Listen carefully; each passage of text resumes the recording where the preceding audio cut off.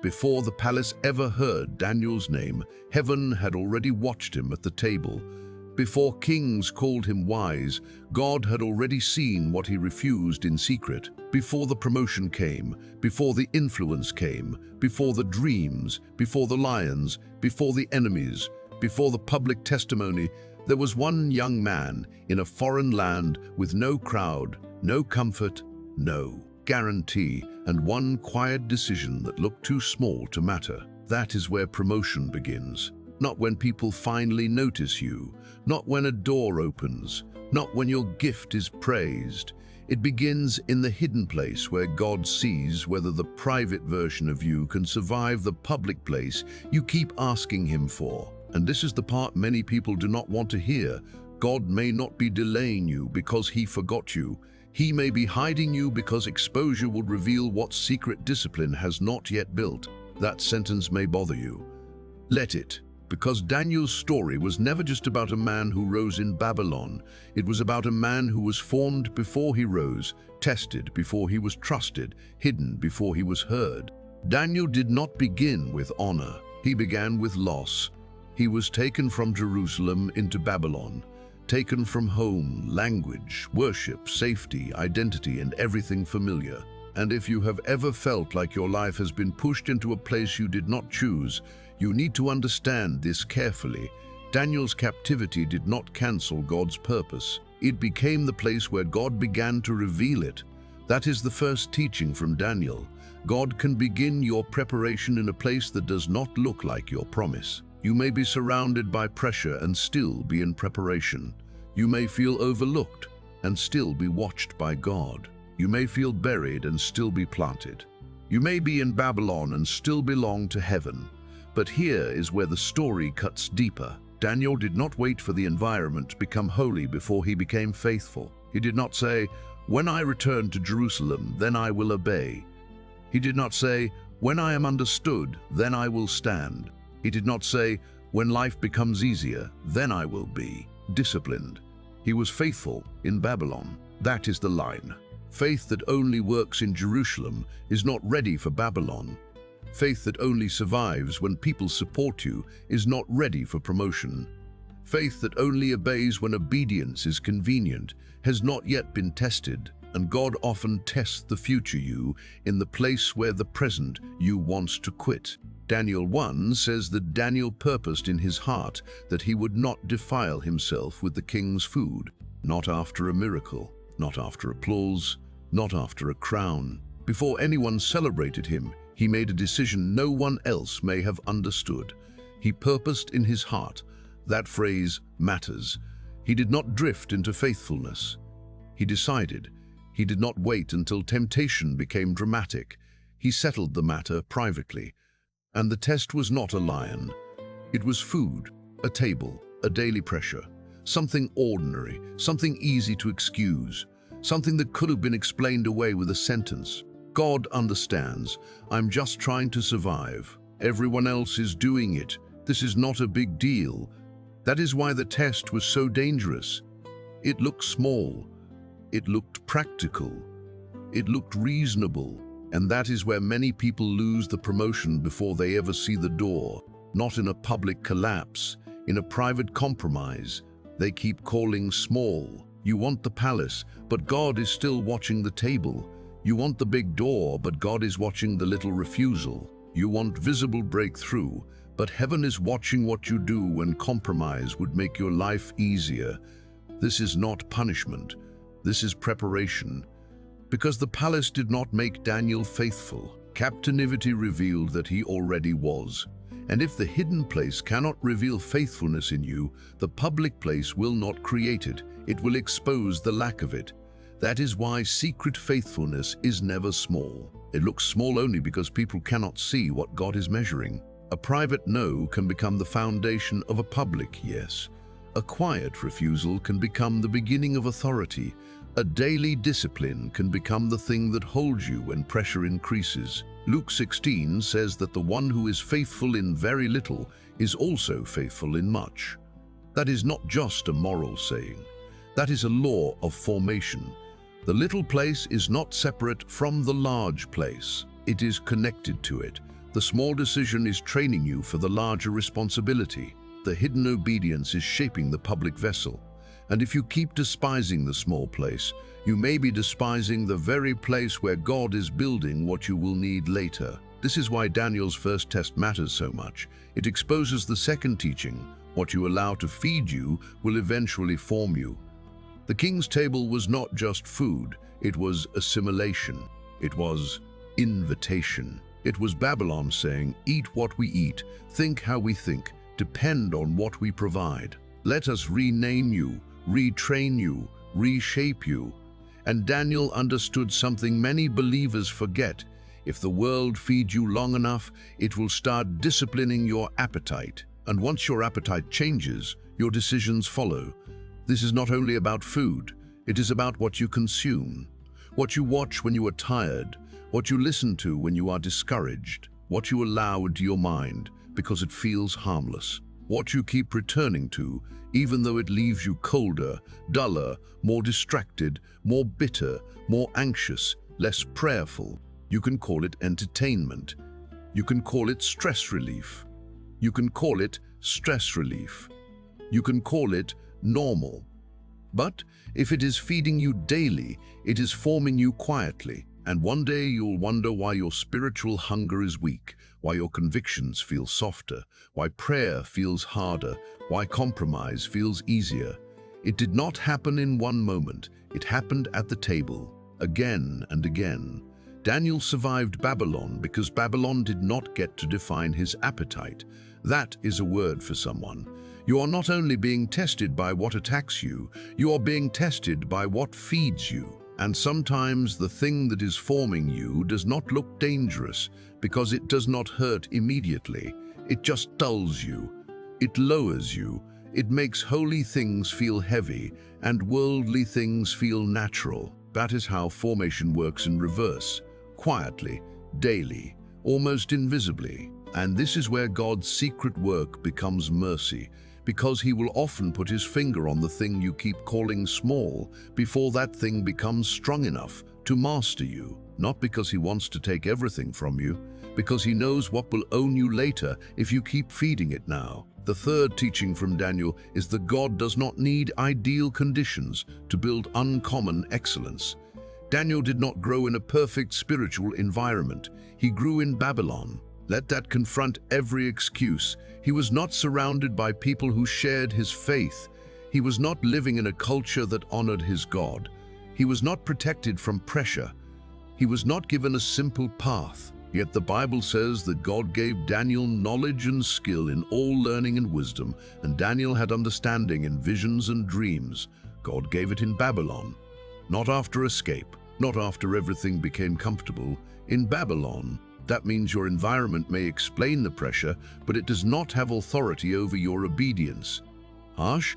Yes, but Daniel's life leaves no room for the excuse that faithfulness is impossible because the room is difficult. You say, I would be more consistent if life were calmer. Daniel says, be consistent in Babylon. You say, I would pray more if I had peace. Daniel says, pray when the pressure is real. You say, I would obey if people understood me. Daniel says, obey when they don't. You say, I would be excellent if I had support. Daniel says, become excellent in the place trying to rename you. That is not inspirational decoration. That is forged faith, and forged faith is different from comfortable faith. Comfortable faith needs the right conditions. Forged faith carries conviction into wrong conditions. Comfortable faith waits for people to approve. Forged faith obeys before anyone understands. Comfortable faith collapses when the room changes. Forged faith brings a center into the room. Daniel had a center. Babylon changed his location, his education, his name, his schedule, his surroundings. But Babylon could not change the deepest allegiance of his heart. That is why God could promote him, not because Daniel was loud, but because Daniel was anchored. Promotion requires an anchor. Without it, every new room will reshape you. Praise will reshape you. Praise will reshape you. Criticism will reshape you. Opportunity will reshape you. Fear will reshape you. People will not even have to destroy you. They will only have to influence you long enough until you slowly become someone you used to resist. That is why God forms you in secret. He builds an inner government before he gives outer influence. He teaches you how to stand before he lets you be seen. He teaches you how to refuse before he lets you receive. He teaches you dependence before he gives you access. Because promotion without formation is not blessing, it is exposure. The fourth teaching is that God promotes people who can bring clarity where others panic.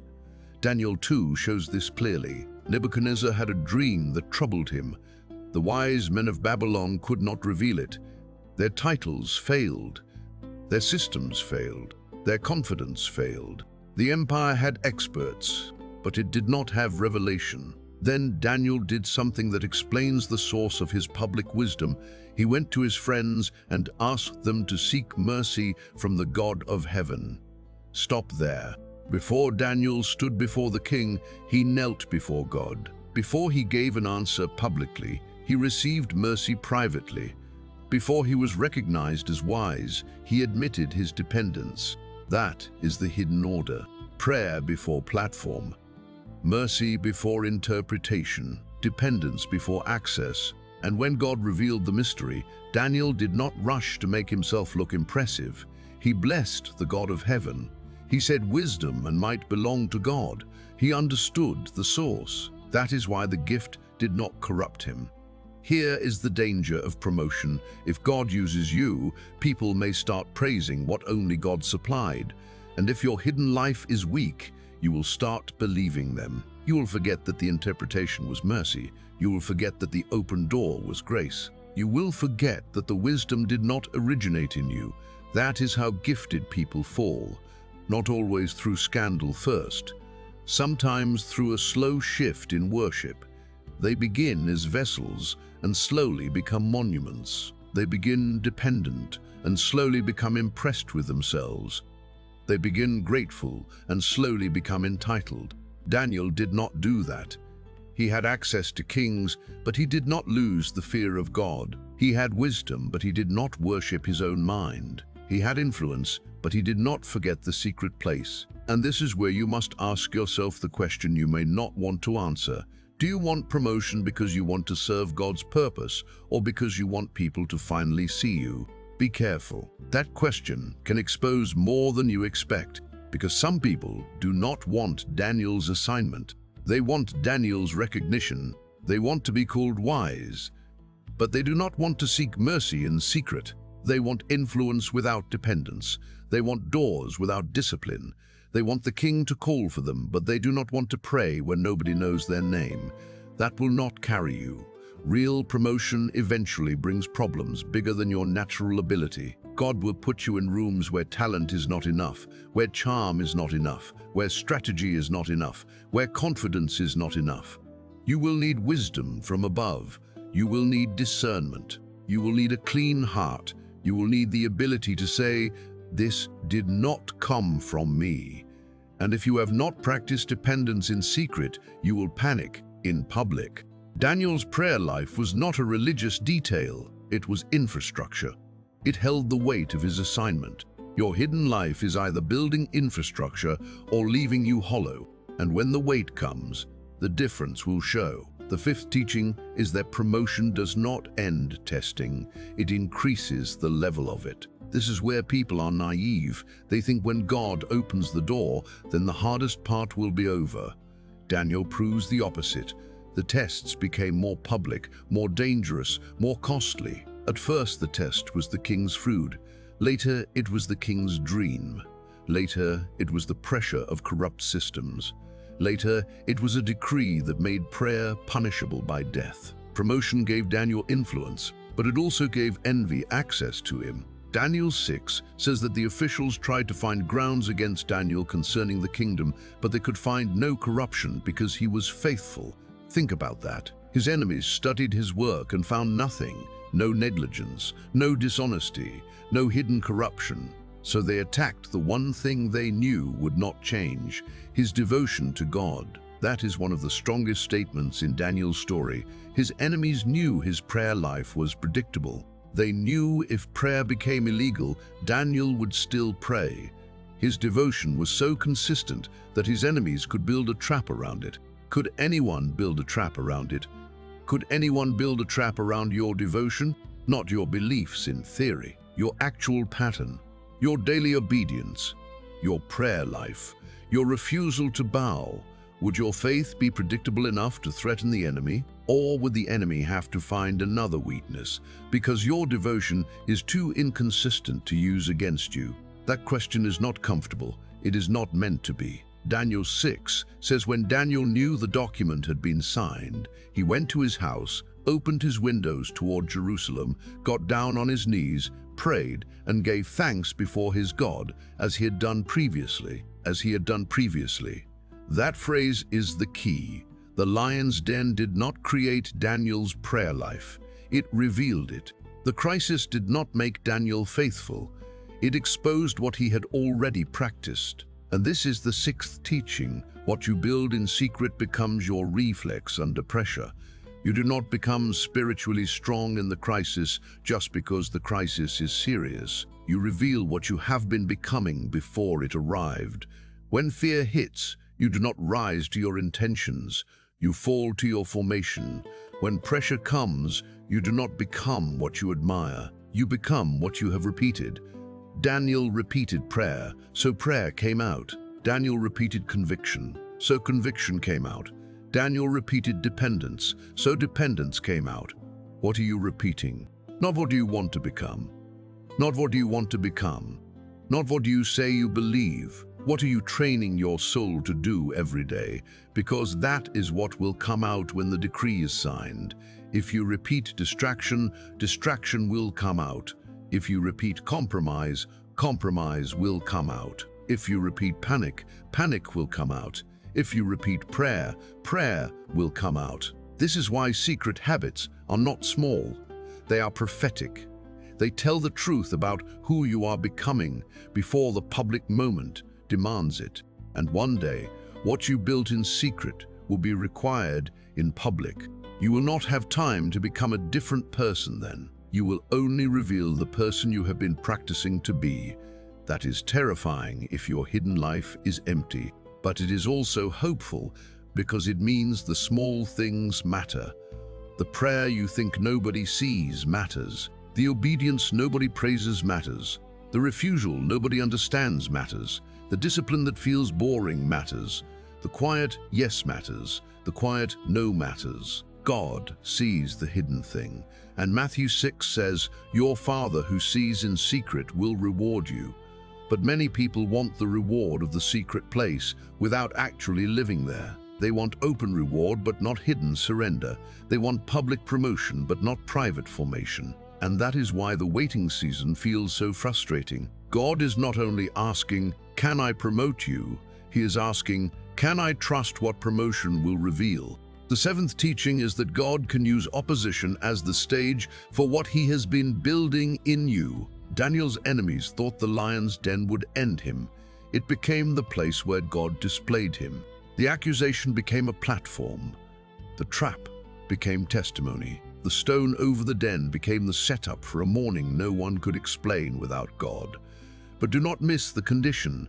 The lion's den did not make Daniel faithful. It revealed Daniel's faithfulness. Opposition reveals preparation. Pressure reveals formation. Attack reveals what was already built. That means you cannot romanticize enemies while neglecting obedience. You cannot demand vindication while refusing formation. You cannot ask God to expose people around you while avoiding what he wants to build inside you. Daniel did not need to defend himself with chaos. His life had already spoken. His consistency had already spoken. His work had already spoken. His prayer life had already spoken. So when God delivered him, the king did not only see Daniel survive, the king saw Daniel's God. That is the purpose of divine promotion. Not that people simply notice you, but that through your life they are forced to recognize the God who kept you, formed you, gave you wisdom, shut the mouths of lions, and sustained you in a place meant to destroy you. Promotion without testimony is just visibility. And visibility alone is dangerous. Visibility can feed pride. Visibility can attract envy. Visibility can expose weakness, but promotion with testimony points beyond you. It says, "Look what God can do with someone who stayed faithful when no one was watching." That is why God's secret work matters so much. He is not merely preparing you to be seen. He is preparing your life to say something when you are seen. And sometimes the very opposition you hate is the place where the hidden thing becomes visible. You may be angry because people overlooked you. You may be frustrated because the door has not opened. You may be hurt because the room does not recognize what God put in you. But what if God is not wasting this? What if He is building evidence? What if He is developing a consistency that accusation cannot destroy? What if He is teaching you to pray before the decree, so when the decree comes, you do not have to invent courage? What if He is letting the hidden place become deep enough that the public place cannot uproot you? Do not answer too quickly, because this is where the message becomes personal. You want God to promote you, but can He trust you with being misunderstood? Can He trust you with waiting? Can He trust you with being unseen? Can He trust you with being unseen? Can He trust you when someone else gets the opportunity first? Can He trust you when obedience costs more than compromise? Can He trust you when prayer does not change the decree immediately? Can He trust you in Babylon without letting Babylon get inside you? That is the real test. Not whether you can dream about promotion. Anyone can do that. The test is whether you can remain faithful in the hidden place where promotion is being formed. And the final teaching from Daniel is that God's promotion does not always look like escape from Babylon. Sometimes it looks like authority inside Babylon, without becoming Babylon. This may be the hardest part for someone to accept, because you keep asking God to remove you from the place that pressures you, but God may be preparing you to stand inside it. You keep asking Him to make it easier, but He may be making you deeper. You keep asking Him to take away the opposition, but He may be building testimony through it. You keep asking for comfort, but He may be preparing purpose. Daniel was not immediately taken out of Babylon. He was positioned there. He carried God's wisdom into a system that did not worship God. He served with excellence without surrendering his allegiance. He stood near power without being owned by power. He received influence without becoming Babylonian in his soul. That is promotion, not just a better life. A formed life placed where it matters, and that is why 1 Peter 5 says, "Humble yourselves under the mighty hand of God, so that at the proper time He may exalt you." At the proper time, not your rushed time, not your anxious time, not the time your pride demands, the proper time. God knows when the hidden work has gone deep enough. God knows when the roots can handle the wind. God knows when the vessel can carry the oil without cracking. God knows when public access will serve His purpose instead of destroying your soul. So stop despising the season where He is forming you. Stop calling it nothing because people do not see it. Stop calling it delay because it does not feel dramatic. Stop calling it rejection because the palace is not cold yet. The hidden place is not empty if God is there. The waiting season is not wasted if obedience is being formed. The pressure is not pointless if it is teaching you to stand. The small table is not small if it reveals what owns your appetite. The private prayer is not small if it becomes your reflex in the lion's den. The quiet refusal is not small if it proves Babylon cannot buy your soul. Daniel's life tells you one thing again and again. God works in secret before He promotes you, because promotion is not the beginning of who you are. It is the revealing of who you have already become. Read that again in your own life. The public moment will not create the private person. It will reveal him. The open door will not suddenly give you discipline. It will reveal whether discipline was built. The opportunity will not suddenly make you humble. It will reveal whether humility was real. The pressure will not suddenly make you prayerful. It will reveal whether prayer was your pattern. The palace will not make you faithful. It will reveal whether you were faithful in captivity. So if God has you hidden right now, do not waste it. If He has you waiting, do not numb yourself. If He has you at the table, do not call the decision small. If He has you in Babylon, do not let Babylon define you. If He has you praying with no applause, keep praying. If He has you refusing what others accept, keep refusing. If He has you unseen, let the unseen place become holy instead of bitter. Because one day the king may call. One day the dream may need interpretation. One day the dream may need interpretation. One day the decree may be signed. One day the lion's den may open. One day the room may finally see what God was building. And when that day comes, you will not have time to become someone else. You will only reveal who you have been becoming all along. So become faithful now. Become steady now. Become prayerful now. Become clean now. Become dependent now. Become dependent now. Become Daniel before the palace. Because when God promotes, He does not merely lift a person into visibility. He reveals the hidden work that was already strong enough to stand.